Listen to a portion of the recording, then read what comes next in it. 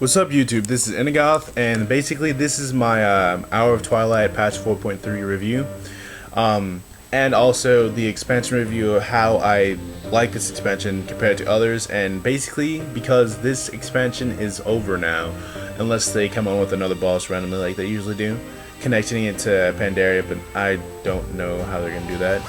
But in stages, the review will go in stages, kind of like steps and whatnot, what I think of it. And the first one I'm going to start out with is the Random Raid Finder. Oh, the Random Raid Finder.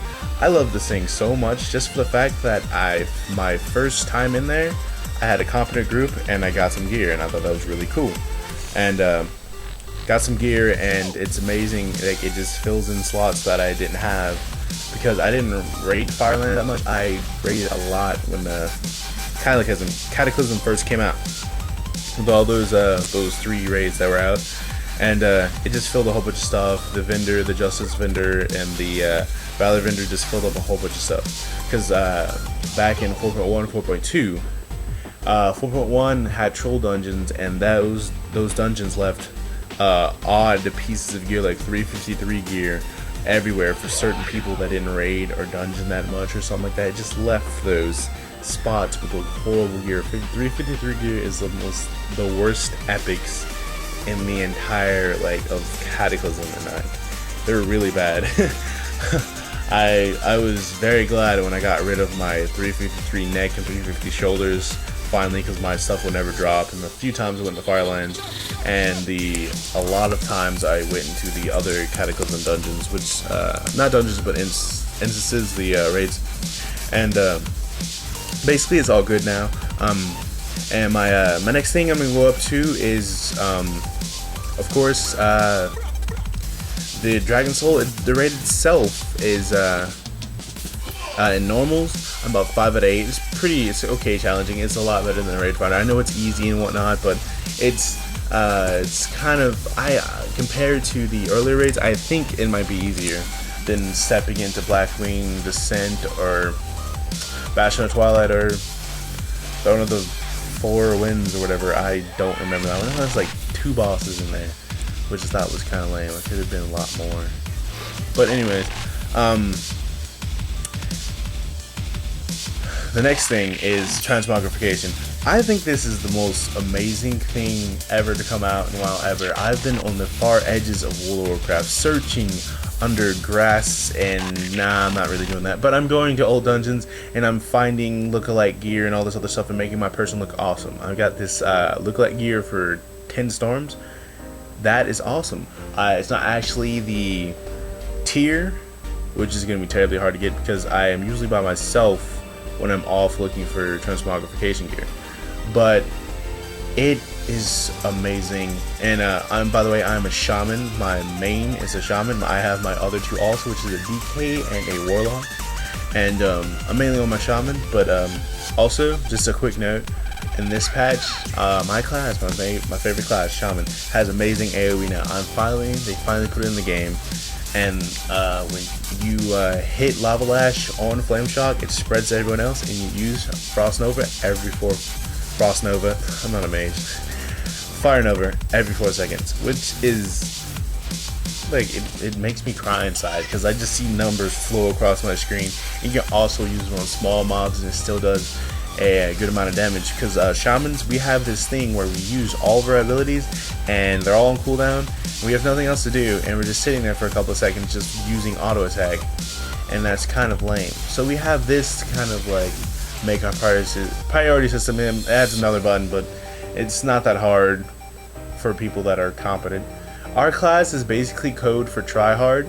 I feel good when I do good DPS or heal good, because our class is kind of like, if you look in the Blizzard offices, there's this thing in the corner. It's called a bat, and it's also called the Nerf bat. And there's a dent in it that just says Shaman, a big old dent, because they like to nerf the hell out of us and just beat us down and never change anything about us. And when they do change something, it sucks. But I'm not gonna talk about that. I'm not gonna rant on Blizzard. I love Blizzard, and Diablo 3 is coming out. Sadly, when Diablo 3 comes out, I'm not gonna know what World of Warcraft is until Pandaria. Sad, sorry. Too much awesomeness talking about Diablo 3. Got me all choked up. But yeah, Diablo 3 and Pandaria, those are going to be amazing. Can't wait until Diablo 3 comes out. Hopefully soon. I know they decided to put it after this patch because they knew, like, so many people that play WoW play Diablo, so people would kind of like switch that way and be stuck on like that game for centuries until they took an arrow to the knee. But anyways, I'm never going to say that again. That means like dying. And my next step of this review is my last one basically is the story of Cataclysm and of this last patch in Dragon's Hole.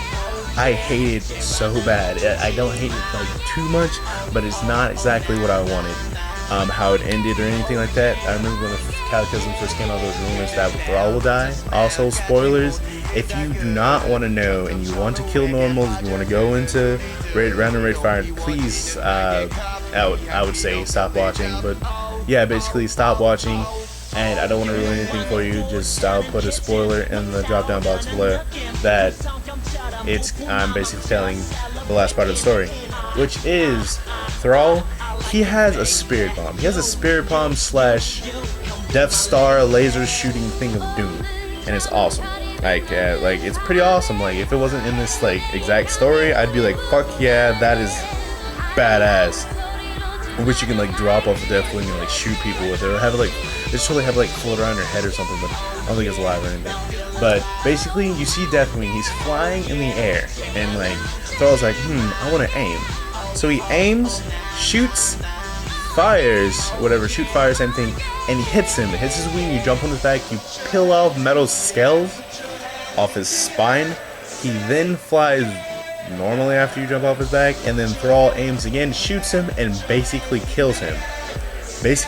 So he dies right there, gets shot by the spirit bomb again, and he basically dies and falls into the maelstrom. He falls into the maelstrom, and he's dead, basically. And then he turns to a giant, tentacly mass of grossness with tentacles everywhere, empowered by the old gods, of course. Old gods are like the prime of everything. It's kind of like Bowser. He always does something. Like, Bowser could be in a completely different game, and he's always randomly out of nowhere. It's his fault. Or his kid's fault. But yeah, I love Mario. Anyway, still taking arrows to the knee. But yeah, he falls into the maelstrom, gets all messed up and all that stuff. That sucks. He's basically dead. And then you have the worst, drawn-out, boring fight with him. They didn't use his human form. You never fight Deathwing face-to-face ever in the entire game. Like, face-to-face, not like not when you're killing Nefarian or Onyxia. You never do that. Or when you kill the countless other dragons in the entire series, you do not fight him face to face on the ground. He's holding on to the rocks around the maelstrom so he won't fall in because his tentacles are holding him, and you fight him. You fight one tentacle. This is basically what happens. You attack the tentacle, behind you another tentacle spawns. You attack that tentacle, and you make sure you kill the AoEing mobs that come out after you kill that tentacle. Make sure this spike thing doesn't AoE you down and kill you, and you rinse and repeat until you beat on his face. And you just punch him in the face, like that guy, like the orc did in the very beginning of the expansion. He's like, I punched him in the face and killed him.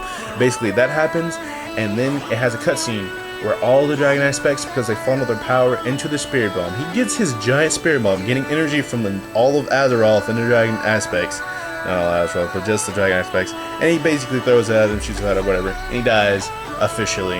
And all of the dragon aspects lose all their power. And they're immortal now. It's like, it's the mortal's chance or something bull crap like that. I think they did that just the fact so they can't revisit it like the millions of times they revisit the old gods and the aspects. So yeah, that is my review.